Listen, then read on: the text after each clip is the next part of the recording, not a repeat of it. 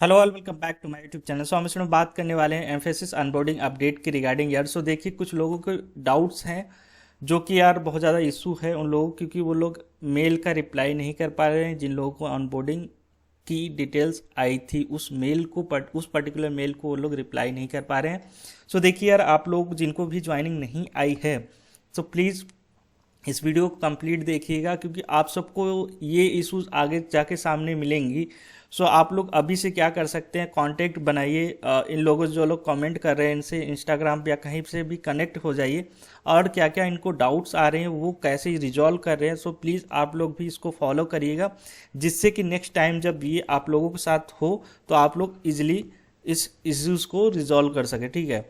सो देखिए यार, अब इसमें ये है कि कुछ लोगों को जैसे कि 12 अप्रैल को ज्वाइनिंग आई है, सो कुछ लोगों को 7 अप्रैल को आई थी। ठीक है। तो ये तो नॉर्मल है, इसका तो कोई इशू नहीं है कि दोनों डेट्स को आए हैं तो कौन से वाले को ज्वाइन करना है। ठीक है।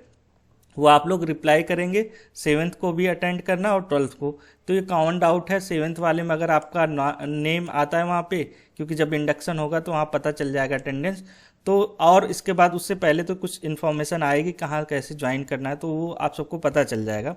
ये एक डाउट हो गया। दूसरा डाउट ये है कि यार सर, मुझे ऑनबोर्डिंग मेल आया था और मैं रिप्लाई भी किया था, बट हम लोगों में से बहुत से लोगों का मेल नहीं गया और एक इससे स्पैम रिप्लाई भेज दिया है, तो अब क्या करना होगा। सो देखिए यार, बहुत से लोगों का मैंने इशू यही देखा था कि उन लोगों ने रिप्लाई तो करने की कोशिश किया बट मेल ही नहीं गया उन लोगों के पास, उल्टा एक स्पैम मेल आ गया।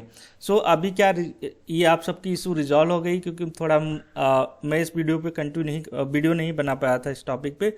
सो अभी बताइएगा क्या आप सबका इशू रिजॉल्व हो गया कि नहीं, या कुछ सोल्यूशन क्या है इसका, जिससे और लोगों को भी पता चल सके। प्लीज़ कमेंट करिएगा, अदर नहीं हुआ तो कमेंट करिएगा, हम लोग उसको कोशिश करेंगे रिजॉल्व करने का सब लोग मिलके। ठीक है। एक ये वाला था। इसके बाद अब हम लोग बात करते हैं थर्ड वाले पे। ये थर्ड वाले में ये है, sir I have uploaded all the document but yesterday and day before yesterday the reminder mail has came, what does the reminder mail indicates. मतलब इनका ये डाउट है यार कि मैंने तो सारे डॉक्यूमेंट्स अपलोड कर दिए थे, जो मेल भेजना था उनको, ज्वाइनिंग वाला बेसिकली वो बोल रहे हैं कि मैंने तो सब कुछ डिटेल्स दे दिया था, बट अभी फिर से वो लोग रिमाइंडर मेल भेज रहे हैं। तो ऐसा हो सकता है कि वो सिस्टम जनरेटेड मेल हो सकता है, कि वो सिस्टम जनरेटेड हो और आपको उसकी वजह से रिमाइंडर मेल आ रहा है। सो आप क्या करिएगा, एक बार अपने उसी मेल चेन में एक बार से फिर से क्वेरीज करिएगा उनसे कि ये इशू आ रहा है, जबकि मैंने सारी डिटेल्स ऑलरेडी प्रोवाइड कर दिए। तो आप एक बार क्लैरिफिकेशन आप प्रोवाइड कर दीजिएगा कि ये सारे डॉक्यूमेंट्स मैंने प्रोवाइड कर दिए हैं, ये देखिए। तो एक बार ये करके देखिए, हो सकता है कि सिस्टम जनरेटेड कुछ सिस्टम जनरेटेड ईमेल हो, इस तो इसी तरीके से आ रहा हो, उसका कोई मतलब ही ना हो। सो बहुत से बार यही होता है यार, आईटी कॉर्पोरेट वर्ल्ड में बहुत ज़्यादा बड़ी टीम्स होती हैं और हमेशा मेल्स वगैरह आती रहती है हर तरीके के, तो समझ में नहीं आता सिस्टम को रिजॉल्व इशू करने में भी उनको। एक्चुअली ये टेक्निकल चीज़ें होती है, तो क्या हो सकता है कभी कि वो लोग रिजॉल्व करने में टाइम लग रहा हो, तो उससे पहले आप सबको मेल आ जा रहा हो रिमाइंडर का। बट आप एक बार आप ज़रूर ईमेल कर दीजिएगा उनको, क्लैरिफिकेशन प्रोवाइड कर दीजिएगा मैंने कि ये सारी डिटेल्स आपको देखिए मैंने प्रोवाइड कर दी है, फिर भी ये सिस्टम जनरेटेड मेल आ रहा है या क्यों आ रहा है, ये वो क्लैरिफाई आप कर देंगे, फिर उधर से कुछ ना कुछ उस आंसर आ जाएगा। सो देखिए, ये 3 डाउट्स थे आप लोगों के। फिर लास्ट में देखिए, मैं चलता हूँ आप सबके लिए कि यार मैंने जो बोला था कि अप्रैल में ज्वाइनिंग जो अभी 7 अप्रैल को आई थी, तो हमने वोटिंग करवाया था, 126 वोटिंग अभी तक है। तो मैं बताने की कोशिश यहाँ पे ये कर रहा हूँ कि कितने % लोगों को ज्वाइनिंग आई थी और कितने % लोगों को नहीं। तो इसमें 14% लोग ही हैं जिनको ज्वाइनिंग आई थी। अभी अगर आप देखेंगे 12 अप्रैल को भी आई है, तो थोड़ा ये मान के चलिए कि ये थोड़ा सा परसेंटेज इधर उधर हो सकता है, बट मान के चलिए अभी बहुत से कम लोगों को एक तरीके से ज्वाइनिंग आई है। सो अब आप लोगों का मतलब ये कमेंट जरूर आएगा कि यार ऑनबोर्डिंग कब एक्सपेक्टेड कर सकते हैं और बाकी लोगों को। सो देखिए यार, अभी फ़िलहाल के लिए अगर देखा जाए तो इतना कम रेशियो, जैसे 1000 लोग अगर आप लेंगे यहाँ पे, सो 1000 लोग होंगे एम्फेसिस में, तो अभी 100 लोगों की ऑनबोर्डिंग आई होगी, उससे ज़्यादा नहीं आई होगी। अगर 1000 हैं, अगर 2000 लोग वेट कर रहे होंगे ऑनबोर्डिंग का, 200 होंगे। तो इस हिसाब से अगर आप देखेंगे तो एक ही बैच बन पाएगा इनका।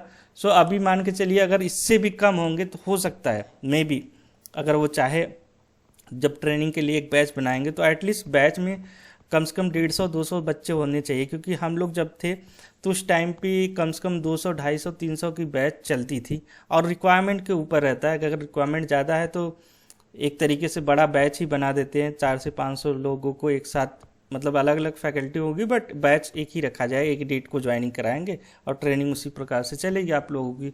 सो देखिए अगर इनको रिक्वायरमेंट होगी, ये छोटा बैच होगा तो कुछ लोग और ऐड कर लेंगे, ये पता चल जाएगा 1-2 वीक के अंदर ही, तो अभी पता चल जाएगा। नहीं तो फिर इन लोगों की जब ऑनबोर्डिंग हो सकता है, मैं अपनी तरफ से बोल रहा हूँ कि हो सकता है कि ये जब बैच का कंप्लीट हो जाएगा ट्रेनिंग पीरियड, तब आप लोगों को उससे पहले ही ज्वाइनिंग मेल आ जाएंगे, फिर उसके बाद ट्रेनिंग स्टार्ट हो जाएगी। तो यही सिनेरियो बैठ रहा है अभी के लिए।